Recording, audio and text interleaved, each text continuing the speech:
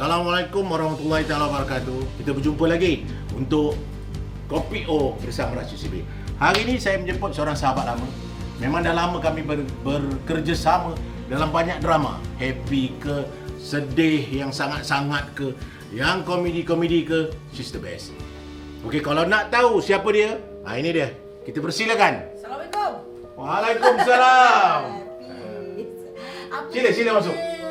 Sila masuk. Saya bersama dengan seorang director, seorang writer, seorang producer yang tersohor.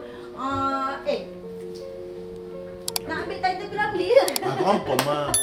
Saya tak akan jadi P.Ramlee, tapi drama-drama saya sentiasa ulang macam filem-filem dia. Sila duduk, sila duduk. Tak payah suruh duduk, kita dah duduk dah. Okey. Kalau cantiknya, dah lama tak datang rumah Rasyid Sibi. Alhamdulillah. Berkat usaha jujur, berkat usaha ibu bapa, sayang mak bapa, maka dapat lagi. Ni anak-anak lagi ramai semua ni. Oh, itulah. Banyak anak. Okey, nak tahu lebih banyak lagi pasal EJ, pasal Putih, pasal Raja Azura, kita tunggu segmen yang seterusnya. Makin gempak ni, jangan cakap abang tak payung. Okey? Okey, untuk dapatkan rasa sejati, rasa best, kita kena goncang dulu. Tengok buih dia kan. Lepas tu baru kita tuang ke dalam cawan. 1/4. Artinya suku cawan saja. Jangan lebih, jangan kurang. Okey, lepas tu kita minum. Apa yang saya suka pasal jus extra power ni, dia memang bagi kita tenaga. Kita rasa sedap. Dia daripada daun-daun kayu, daripada akar-akar kayu yang memang warisan Melayu turun-temurun. Jadi tak payah dia takut. Kadang-kadang orang rasa apa buat daripada apa ni, apa pun tak perlu. Itu tak perlu dirisaukan. Kita memang ada kelulusan dan kita memang ada keyakinan bahawa jus ini memang boleh membawa dan boleh memberi kesihatan kepada kita. Jadi amalkan. Okay? Siapa yang nak sihat, siapa yang nak rasa macam badan padu, siapa yang nak rasa mantap, mantul, inilah dia. Jus extra power hebat, padu, mantap. Alright, kita nak tahu lebih lanjut lagi pasal Raja Azura. Okey, Raja Azura ni dia dah lama muncul dalam industri. Dia dah lama berlakon. Dia dah lama, kata orang, Dah jadi orang lama pun. belum lagi jadi orang lama. Tetapi dia ni banyak. Semua benda dia nak buat. Dia nak cakap orang. Dia pun juga pelakon. Dia juga pengacara. Cuma dia belum jadi pengarah dia. Jadi apa rahsia ataupun kita nak tahu ni, dari mana awak bermula sebenarnya? Oh, saya bermula masa tu usia saya 13 tahun. Umur 13 tahun masa masih sekolah lagi. Lepas tu saya beri bapa saudara saya, arwahnya Raja Ismail. Masa tu Raja Ismail dia kan director. Jadi dia buat satu filem. Nama filem tu Rakam Pemandu. Dan zaman tu Azna Hamid heroin. Okey. Oh gitu. Lama tu kan? Lama. Masa tu Azna Hamid dia datang tu macam nak lakuin gitu kan. Kita tengok pun tengah-tengah time tu kan. Lepas tu saya ni jadi anak kepada Amit Gurgar. Allahu Akbar. Amit Gurgar. Masa tu popular Amit Gurgar hero. Tapi Kau muka rasa? sama ke time tu? Masa tu muka lebih kurang lah. Gigi tak sama kan. Bawa balik mate. Gitu kan. Jadi masa tu lah pertama kali mula-mula saya melihat kamera. Okay, kamera masa tu filem yang bunyi kadang-kadang. Tu filem apa? First awak berlakon filem, bukan berlakon drama Bukan, filem. Filem Rakam Hebat. Pemandu umur 13 tahun. Masa tu sekolah lagi, budak-budak anak dah. Dan tu. Okey, lepas tu barulah bermula dengan drama filem Rian Kirana. Oh, okey. Dan tapi pada masa yang sama saya jadi pengacara juga. Dekat dalam rancangan Pujaan 10 Nescafe. Itu mula-mula saya muncul jadi seorang pengacara dalam usia dalam 18, 17 macam tu. Kemudian barulah kita masuk dunia pendekar. Dunia pendekar masuk tahun 1990 macam tu. Macam mana boleh masuk HVD kan? Masa tu HVD tengah cari watak pendekar. Perempuan yang boleh jadi pendekar kan. Jadi kita pun dipanggil untuk, kebetulan kita adalah sikit art-art dalam silat ni kan. Bolehlah terbang-terbang. Bolehlah terbang-terbang. Tapi masa berlaku cerita pendekar tu, tak sangkalah kita pendekar tu mendapat tempat kat hati budak-budak zaman tu kan. Dan juga masa tu beratus episod. Beratus ni. Kalau nak tengok kau terbang, kau je lah. Masa tu. Dan juga ada benda yang tak baik juga berlaku lah time tu. Ada tak? Masa tu tengah belajar. Jadi dia cakap kat mak kata, malas lah nak belajar. Asyik duduk kursi kayu je kan. Macam mana mak dengan apa abang boleh? Mula-mula mak dengan abang macam tak nak terima lah, tak bagilah ni suruh belajar lah. Tapi masa tu cakap, tak payah, yang ni dapat offer memang bestnya. Sebab masa tu dapat satu episod pun lebih kurang macam riba-riba juga kan. Time itu kan. Riba-riba. Habis sekali sign 100 episod. Sekali sign 200 episod. Tapi betul close up je kalau perang kalau apa pendekar close up je korang kan. Close up kita orang je. Kita masa tu dah tak peduli dah. Lepas tu adalah juga suara-suara yang mengatakan filem drama pendekar tu lebih kepada arah Cina lah dan sebagainya. Tapi masa tu kita dah tak peduli lah. Hantar janji kita kerja kan. Kita nak cari duit kan. Dia kata rosakkan industri dan sebagainya. Yang penting masa tu kita bekerja dan bagi saya benda tu entertainment. Kalau kita tengok kat luar negara pun silat kat Indonesia tu pun semua terbang-terbang tak? Orang boleh terima dia. Entertainment kan. Kita janganlah, kalau kita nak buat budaya, kita buat budaya betul-betul. Tapi kalau yang itu sekadar kita fikir dia tak lari daripada kita nak cari pencarian kita time tu dan mendatangkan kebaikan kepada kita untuk kita cari duit, pengalaman yang ada yang kita ketika kita berlakon dengan diorang tu, masa tu kita budak-budak kan. Kita pun belasah je lah, janji masuk. Satu karakter yang saya suka selepas tu ialah pengantin popular. Pengantin popular kena cerita sikit. Pengantin popular ni jadi wartawan. Wartawan. Itu pertama kali berlakon dengan Rashid Sibe. Itu first time. Oji Mak Daud, Emma Fatimah. Masa tu diorang top tau. Diorang memang tu, kita nak berlakon dengan diorang pun kita macam menggigil, macam takut itu kan. Jadi Rashid Sibe lah yang membentuk saya jadi komedian sebenarnya. Walaupun tak banyak scene kan, tetapi orang ingat. Orang ingat sampai sekarang dapat semua ilham yang boleh dipercayai. Kan? Jadi banyak benda sebenarnya. Laluan Raja Azura tu adakah mudah ataupun ada juga onak duri? Zaman tu laluan tu susah. Sebab semua pelakon hebat-hebat. Kita ni masa tu kita masuk, kita rasa macam kita kecil sangat. Kita nak bersaing dengan orang yang nama besar. Fauzia Nawi, Fauzia Mak Daud, Aida Rahim, siapa lagi time tu Nolida, Ahmad, Koni. Time tu saya zaman diorang tu. Wan Maimunah, Nolia Ghani. Semua hebat-hebat lah. Tapi yang paling saya teruja sekali mula-mula saya berlakon tu bila saya dapat digandingkan dengan arwahnya Azan Idawati. Masa tu jadi mak. Dia jadi mak kita. So kita rasa macam dapat berlakon dengan Azan Idawati. Bila kita berlakon dengan pelakon-pelakon lama ni, dia menimba ilmu kita tengok cara macam mana dia build up dia punya karakter apa semua. Jadi kita tak ada pergi kelas. Masa dulu mana ada kelas. Masa dulu memang syuting syuting saja yang mengajar kita macam praktikal. Lepas tu ada satu drama kita syuting kat Melaka. Drama komedi tu. Apa? Yang ada Umi Aida, ada Murai. Itu artinya Murai. Buat video klip ada mic ni. Cinta nan berbunga. Tapi sebenarnya dengan Rashid Sibe lah banyak saya menimba ilmu daripada segi lakonan untuk komedian. Kan?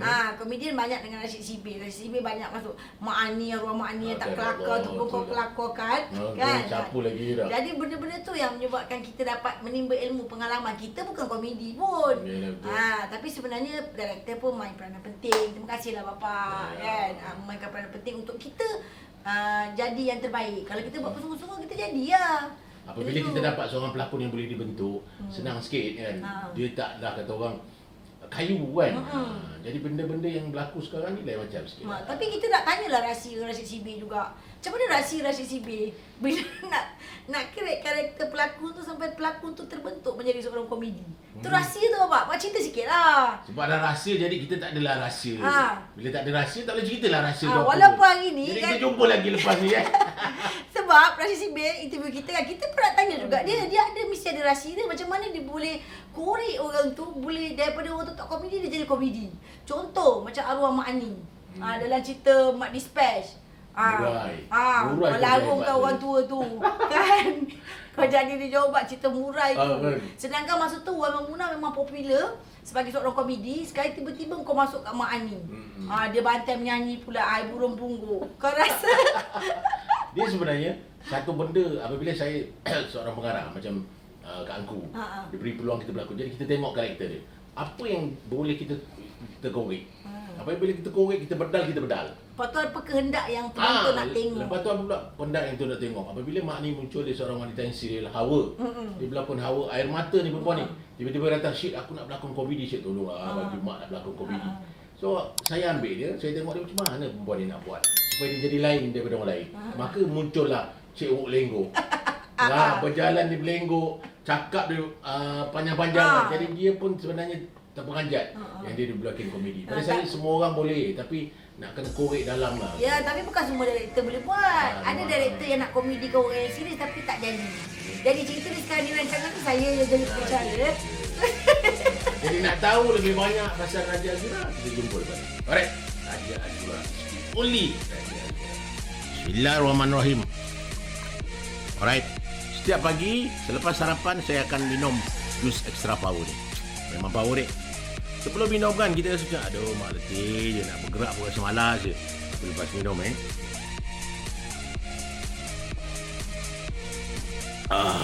bersinar-sinar. Bulan bintang semua keluar dek. Jadi pada siapa yang nak rasa sihat, yang nak rasa mantap, yang nak rasa badan bagus untuk bekerja, amalkan. Ini dia. Jus Mac Extra Power. Memang hebat jangan cakap abang tak payung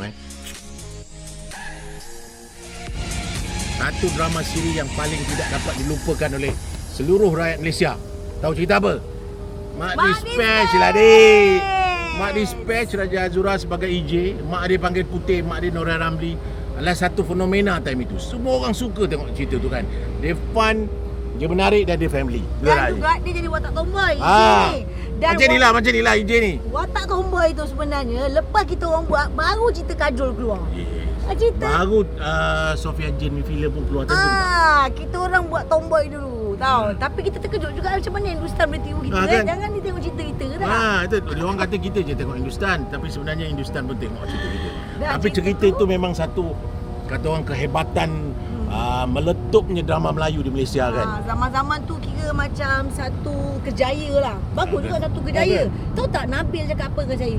Dia kata, "Akak tahu tak kenapa saya jadi Mak Dispatch? Sebab saya tengok cerita akak," dia kata. Dia dispatch dulu? Dia dispatch. Dia kata, "Bila saya tengok cerita dispatch macam best je," dia kata kan. Itu yang saya minta kerja jadi dispatch tu. Tapi dia kata, "Saya tengok tak ada perempuan kerja jadi dispatch." Macam mana apa Raja Azura sesuaikan dengan perangai EJ tu? Sebenarnya saya dapat watak jadi tomboy tu assistant director RCCB sebenarnya masa tu. Tomboy namanya Amy. Cik Amy kita. Cik Amy kita tu. Tapi tak tahulah jadi perempuan dia kot.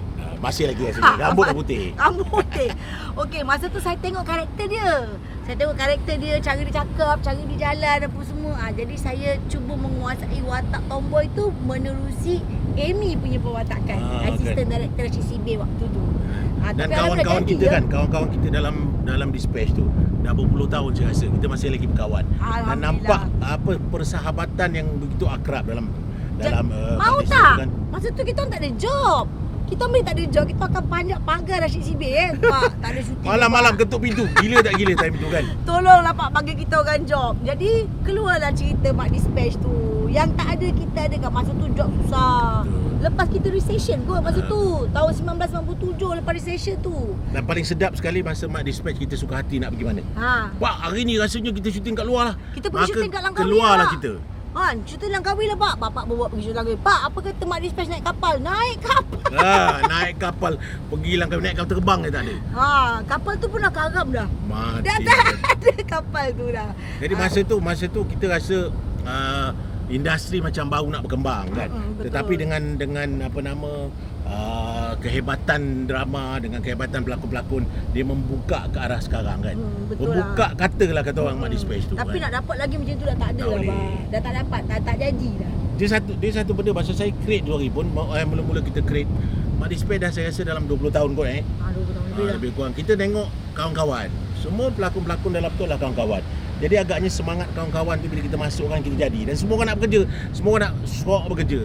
Pukul 8 pagi keluar, pukul 6 petang balik. Kan? Tapi paling best sekali rancangan tu, program drama Mak Dispatch tu, bila kita orang syuting kat Langkawi, satu tempat lokasi Langkawi boleh buat satu lagi drama. Dengan pelakon yang sama. Kan? Hebat tak hebat waktu tu kan? Hebat. Memang hebat time tu. Jadi selepas banyak drama-drama komedi, saya mengambil Raja Azura untuk berlakon sebuah drama heavy. Memang heavy market betul. Tajuknya Takbir Suci. Ya. Kita dapat buat 1, 2, 3 tau. 1, 2, 3 dan drama tu sampai hari ni walaupun dah 15 tahun. Betul. Itu Takbir Suci tu menjadi satu fenomena juga. Sampai hari ni setiap kali hari raya walaupun dah 15 tahun orang ingat kita baru syuting. Betul. Jadi macam mana agaknya Raja Azura menukar dari karakter komedi kepada karakter sial maksudnya kan. Dia pukulnya anak-anak tu, ada satu ketika dia pukulnya anak tu tak nak berlakon tau. Dan seorang pelakon juga ada terasa, oi dia ni pukul betul lah. Kita nak nampakkan satu benda yang memang hebat. Dan pandai-pandai lah kau berlakon. Kita ajar-ajar pun sampai mengamuk-mengamuk kan. Tapi ada pelakon yang tak boleh terima. Padahal bukan aku nak buat macam tu pun. Aduh, panas lah time tu kan. Malas lah. Padahal kita berlakon pun teknik je pun. Kita tak ada pukul betul-betul pun. Memang tak ada hentang betul-betul pun. Ibu pun saya tak ada pukul betul-betul. Kan? Tapi orang ingat macam kita pukul betul-betul. Tapi yelah, itu persepsi pelakon lah sebenarnya. Betul. Bagi saya, sebagai seorang pelakon, kejayaan pada saya. Dan kita perlu bersedia. Betul. Setiap apa waktu. Kalau katalah macam orang tu pukul betul, kita kena ajar dia supaya dia jangan pukul kita betul-betul. Dan biar reaction saja yang nampak. Betul kan? Tetapi kehebatan siapa nama dia? Siapa nama perempuan penjahat? Nora. Nora sampai mati terbakar. Terbakar. Kehebatan Nora ni sebenarnya dapat berlakon tau dengan Datuk Sarima. Ya, dengan Fauziah Nawi dan juga arwah Emra Jolie. Saya ingat lagi masa tu berlakon drama tu saya masih bertugas sebagai DJ radio. Jadi habis lagi syuting, ingat balik abang, Melaka terpaksa daripada Melaka saya balik Astro buat radio dulu. Lepas tu Jimmy tunggu saya. Siapa tunggu? Ada seorang. Mi tunggu saya. Mi. Habis saja radio, push pergi Melaka balik untuk habiskan cerita Takbir Suci tu. Masa tu tidur dalam kereta dia. Jadi setiap hari raya masa tu untuk 3 tahun berturut-turut kita membawakan seorang pelakon yang komedian yang memang berlakon komedi tetapi akhirnya dia diciptakan menjadi seorang happy. Dan bila dah happy, kau dah banyak bergerak, semua banyak cerita happy kan selepas tu. Sekarang ni dah jadi trend pula. Jadi mak tiri je. Kan? Selepas Jujurlah Nikahi Aku tu, kan Rashid Sibir ni baru-baru ni keluar. Lepas semua nak jadi mak tiri je. Semua nak belasah nak orang je. Dan sampai kita pun dah naik takut dah. Okey, satu lagi. Apa pandangan Raja Azura terhadap industri kita ni? Okey.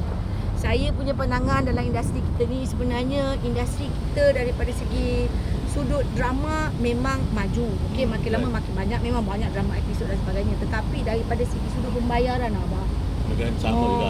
Pembayaran apa sebenarnya kita nak buat? Bayar dalam murah kan. Sebenarnya dulu lagi bayar banyak ni sekarang. Betul. Sebenarnya. Dulu, bayangkan saya dulu satu episod kira lebih kurang macam 2,500. Hari ni nak dapat yang tu macam susah sangat-sangat. Sebab kita punya perbelanjaan semakin bertambah. Tetapi kita punya bayaran daripada stesen tetap sama. Di mana kita nak Siapa buat? yang harus dipersalahkan dalam keadaan ni? Saya rasalah sebenarnya yalah, persatuan memainkan satu peranan yang penting juga. Sebenarnya persatuan pun kena fight juga berdiri dekat TV station. Okey, berapa market hari ni? Kenapa orang luar boleh, kalau kita tengok pelakon-pelakon luar sana, jangan cakap lah. dahsyat lah dia orang punya pelakon. Kita punya pelakon ni tak berapa sangat, tapi ada yang banyak glamour. Lepas tu kita jadi mangsa dengan LHDN. Betul tak? Sebenarnya apa yang kita dapat tu cukup-cukup makan je. Untuk bayar rumah, bayar api, bayar air, apa habis. Di luar negara anak seni adalah antara golongan yang paling kaya. Tetapi di tempat kita yang ada saja kan. Jadi saya merasakan bahawa setelah melibatkan diri pun dalam masa 30 tahun dalam industri, kita masih lagi ditakut lama kan. Harap-harap stesen kerajaan menukarlah. Betul. Bantulah kan. Saya sebenarnya bukan apa. Mungkin kita kena ada satu wakil yang boleh pergi ke parlimen, tapi jangan ada sikap untuk penting diri sendiri. Sikap untuk membantu industri artis kita. Dan lagi satu, persatuan-persatuan pun kalau kata yang jadi main dekat persatuan kita kan, kalau boleh fight artis lah. Jangan kutuk artis kita. Sebab walau buruk walau baik yang dilakukan, dia harus memain satu peranan untuk menaikkan martabat artis itu sendiri. Kalau seandainya artis tu membuat sesuatu benda yang boleh merosakkan industri, kita kena ambil tata tertib dengan dia. Jadi tak adalah tercemar nama-nama industri kita ni. Sebab kita ni bukannya besar sangat pun. Industri kita kecil je bang. Dulu pernah berlaku artis yang memalukan ataupun jatuhkan maruah industri, dia di stop setahun ataupun 2 tahun. Tapi sekarang dalam YouTube, dalam Twitter, macam-macam yang dia buat, lepas je kan. Saya pun tak faham lah. Tapi macam mana pun kita kena jaga diri kita lah. Hari ni pun kita dah tak boleh nak fikir pasal diorang dah. Kalau kita cakap pun, diorang kata alah boleh cakap je. Dulu kan? Lain, sekarang lain. Dah zaman dia. Zaman artis sekarang yang banyak, saya tengok zaman artis sekarang banyak mudah lah daripada susah. Sebab kan? Diorang dah kaya dengan media sosial diorang sendiri. Diorang dah ada IG diorang sendiri. Bagi diorang tak perlu nasihat orang. Kebaikan dia bagus juga kan. Tapi diorang akan rugi lah. Akhirnya diorang akan rugi sebab diorang jangan lupa bahawa nasihat daripada orang lama amat penting. Kalau bukan kita yang nasihat, siapa lagi nak nasihat diorang? Jangan dah jatuh bawah teradak. Kan? Okey, satu lagi saya rasa dalam kehidupan kita, keluarga ni yang paling penting mak bapak kan. Apa pandangan Raju pasal ni kan? Itu sebenarnya dari zaman dulu kita tahu. Mengikut hukum pun kita pun tahu. Ibu bapa adalah, ibu ni doa dia sampai syurga, doa bapa bawa kejayaan. Ini dua perkara kita jangan lupa. Apa jadi dalam hidup kita sekalipun, mau bapa kita buat baik atau tak baik, atau ibu kita buat baik atau tidak baik, kita kena menerima dia seikhlas hati kita dan kena menjaga dia sampai akhir hayat dia. Dan apa jadi sekalipun, itu adalah ibu kita. Kita kena selalu ingat doa dia bawa syurga dan doa ayah kita bawa kejayaan. Itu paling penting. Kalau ini perkara kita tak pegang, kita tak akan selamat di dunia akhirat. Belakang tadi tu Mak Faizal. Faizal bukan Faizal radio. Oh, FBI. FBI tu. Dia tak di sini lah. Dah pergi London. Okey, satu lagi yang saya suka nak bercakap ialah dalam bidang-bidang lain-lain pun ada masalah. Tapi apa masalah yang awak lihat yang dia nampak dalam masalah drama kita selain daripada COVID-19 ni? Memang banyak benda yang kita kena berhati-hati kan, tapi ada tak satu benda yang rasa masalah lah drama kita sekarang ni? Apa dia? Cerita dia ke? Apa dia ke? Daripada segi cerita, cerita kita hari ni dah tidak membawa ke arah, banyaknya lebih kepada moden dah sekarang. Dia dah tak ada unsur-unsur nasihat, dah kurang. Cerita kampung tak ada. Cerita kampung dah kurang. Dia lebih kepada moden. Sebenarnya kalau kita tengok cerita dongeng orang Indonesia tu, walaupun cerita tu bodoh, tapi cerita tu ada kesan. Betul. Kesan kepada masyarakat, menusuk jiwa. Walaupun cerita si kudung dapat cincin ke apa ke, tapi dia ada kesan pada anak-anak yang menonton. Tapi hari ni kalau asyik lawak je, tak ada kesan kepada anak-anak yang menonton pun tak guna juga. Itu yang menyebabkan anak-anak kita kadang-kadang tak tahu adab, tak tahu cara bersalam. Salam sekarang letak atas dahi, tak ada salam kat mulut. Kita pun dah nampak dah benda tu dah. So macam mana kita nak didik anak kita? Dengan cara dikaca TV, dengan cara menyampai secara pengacaraan atau penyampai radio. Itu je cara sebenarnya kita nak insert minda anak kita untuk berada di dalam landasan budaya kita sebagai orang Melayu dan rakyat Malaysia. Okey, kita ada banyak lagi nak tahu pasal Raja Azura. Kita ada banyak lagi nak korek rahsia dia. Kita ada banyak lagi benda-benda yang kita nak tanya. Okey, tunggu segmen selepas ni. Okey, habis-habis syuting, marilah kita try nasi dagang. Nasi dagang ni daripada Kak Nom's Recipe. Bismillahirrahmanirrahim.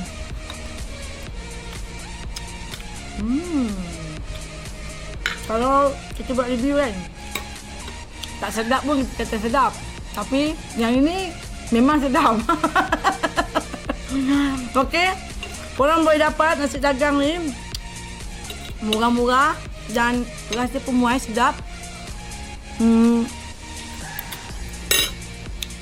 Sambal dia pun rasa nasi dagang lah. Yang ini setengah kilo, yang ini sekilo. Tak mahal pun. Yang ini baru 30 lebih. Yang ini baru RM20 lebih. RM20 lebih. Ini boleh makan 12 orang. Ini boleh makan 5 orang. Apa lagi nak? Dia anak rasa nasi dia pula. Sedap ke tidak? Inilah si bini-bini buat. Rasa nasi dagang. So, korang boleh order dekat FB dia nasi dagang Kak Nom, ataupun IG dia nasi dagang Kak Nom juga. Jadi, I bukanlah Kak Nam nak memberitahu sedap ke tidak, tapi memang Kak Nom resepi nasi dagang sedap. habis. Korang kena order. Okay guys. Saya jangan lupakan kawan.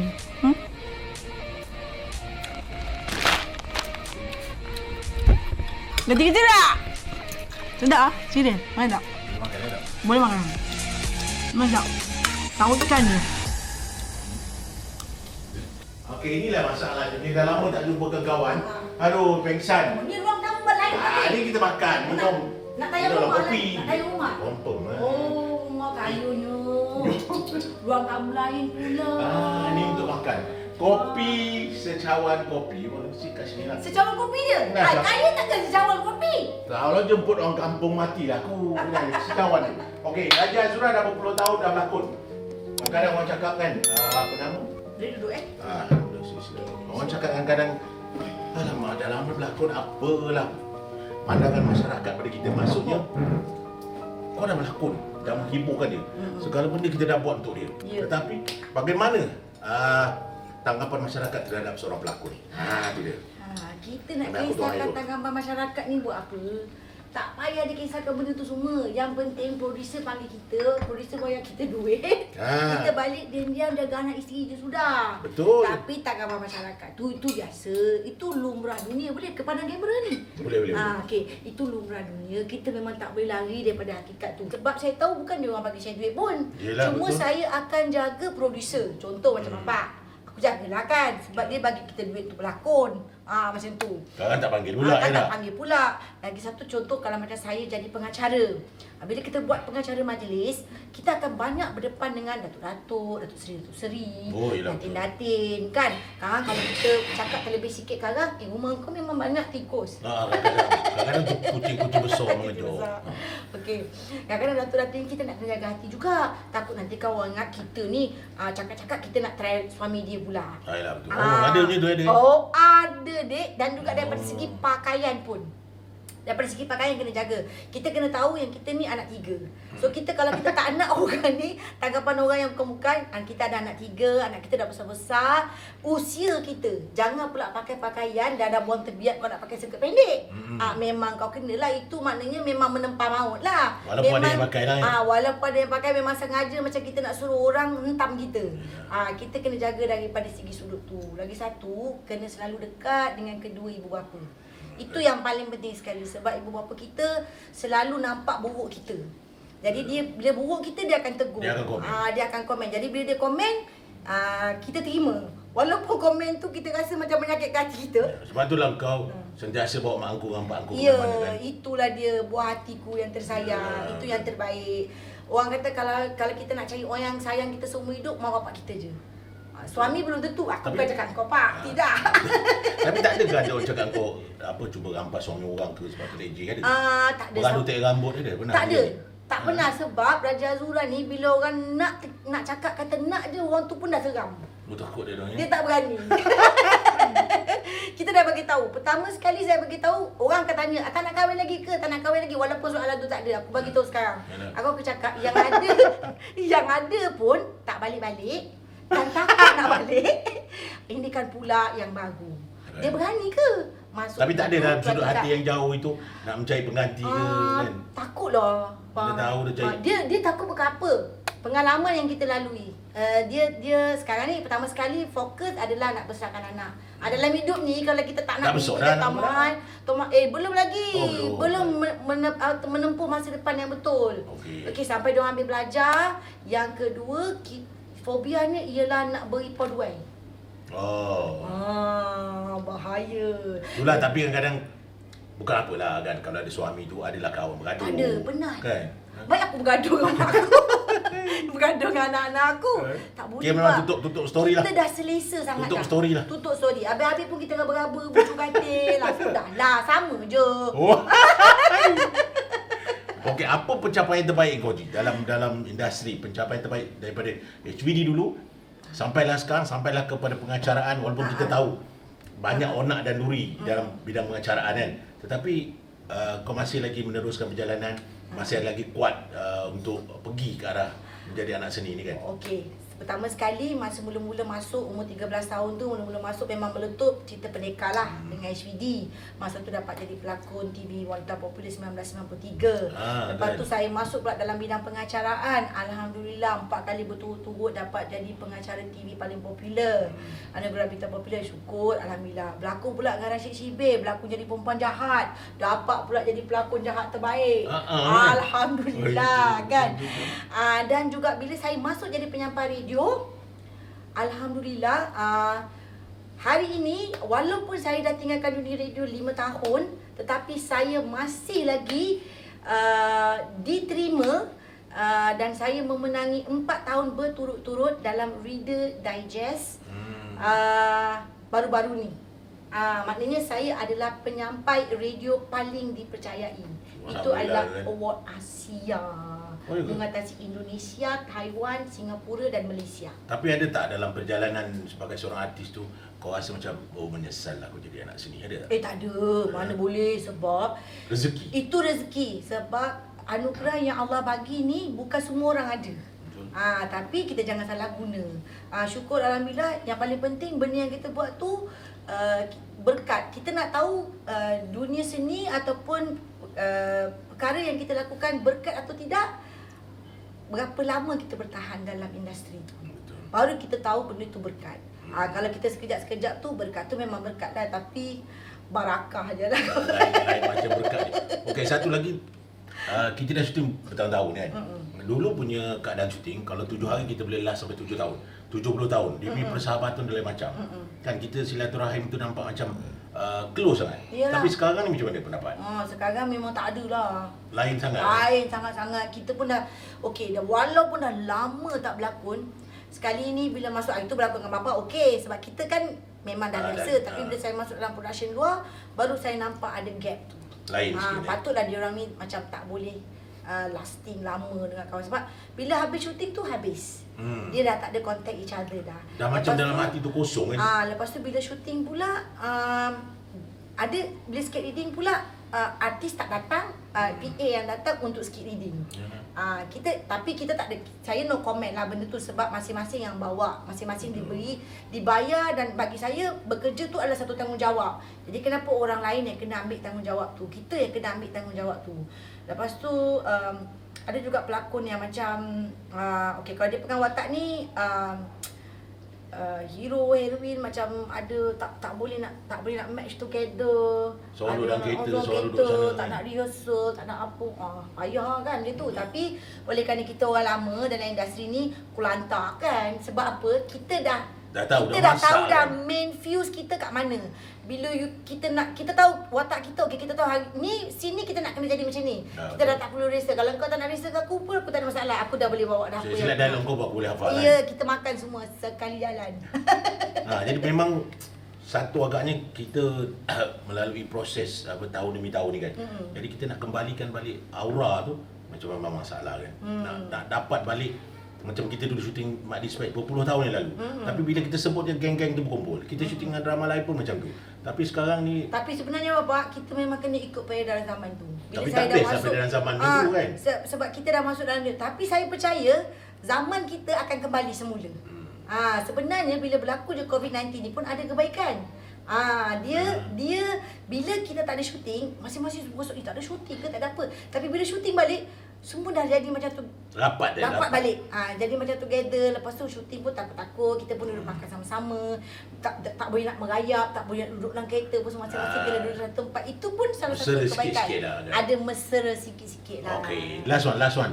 Siapa Raja Azura ni sebenarnya? Bagaimana diri Raja Azura ni? Dia seorang penyabar ke, dingtong ke kan? Okey, daripada segi siapa Raja Azura? Sebenarnya Raja Azura ni kalau kita tengok di kaca TV, kalau anda tengok saya kat radio tu kat TV saya macam ni. Tetapi sama ke di rumah juga?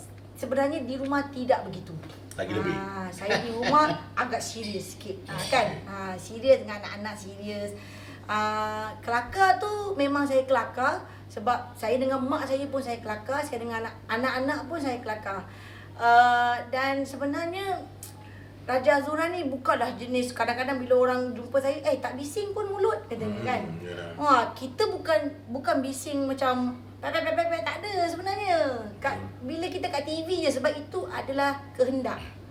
Mengikut karakter masing-masing. Mengikut karakter masing-masing. Tapi kalau orang kata saya garang, contoh macam yang bapak punya drama Jujulan Nikahi Aku tu, itu lebih kurang. Hampir sama. Kau nak rasa? Kan? Kopi ada? Itu dia ada. Kau makan. Alright. Okey, itulah luahan rasa yang kita dapat daripada Raja Azura. Saya berterima kasih sangat-sangat. Sahabat lama ni. Kita geng buat dispatch bertahun-tahun. Lumbia. Lumbia tak ada. Lumbia, bapa. Kau nampak tak? Lumbia. Kau assistant director pakai kereta merah lagi. Okey, Lumbia masa tu kau ada fan dengan cameraman. Tak ada mana. Bukan drama lain. Jadi kita banyak benda yang kita dah dapat daripada Raja Azura ni. Terima kasih banyak Raja Azura kerana sudi bersama Rashid Sibe dalam Kopi O bersama Rashid Sibe. Jadi saya menghargai keterampilan Raja Azura yang daripada dulu sampai sekarang. Rambut dah berpuluh tahun simpan. Bila ajak bicara ada lagi. Jadi saya merasakan bahawa dalam syuting ni yang paling utama adalah persahabatan. Ya, kita happy, kita bergaduh dalam syuting, kita balik kita ada semangat serta kawan. Jadi kenapa semangat serta kawan tu masih ada? Sebenarnya Pak. Kenapa? Bagi pendapat kau lah. Sekarang aku tanya kau. Malas sebenarnya nak cakap tu. Macam mana, kenapa persahabatan tu masih ada lagi sehingga sekarang? Dia satu benda agaknya, dulu kita kawan ataupun friend kita kurang.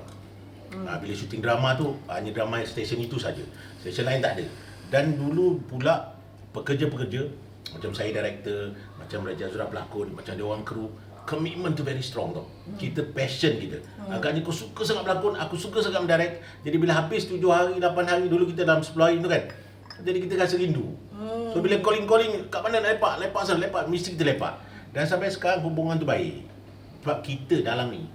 Keikhlasan hati kita keikhlasan hati kita untuk bekerja. Untuk bekerja dan bersahabat. Orang sekarang tak ada. Betul, mudah-mudahan tu kekal selamanya. Saya pernah terfikir tau. Dia orang ni kan bila kita ini sambung baliklah sebelum kau buat penamat Saya pernah terfikir tau. Dia orang ni nak semua-semua kat lokasi. Dia orang tahu tak?